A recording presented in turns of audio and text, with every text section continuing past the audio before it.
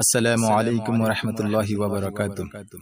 إن الحمد لله الأكرم الذي خلق الإنسان وكرم وعلمه من البيان ما لم يعلم، فسبحان الذي لا يحصى امتنانه باللسان ولا بالقلم، ونشهد أن لا إله إلا الله وحده لا شريك له، ونشهد أن سيدنا وحبيبنا ومولانا محمدا عبده ورسوله صلى الله عليه وعلى آله وأصحابه وبارك وسلم.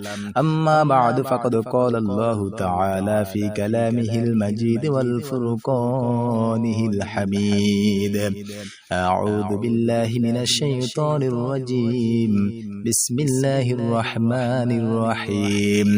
يا أيها الذين آمنوا اتقوا الله حق تقاته ولا تموتن إلا وأنتم مسلمون.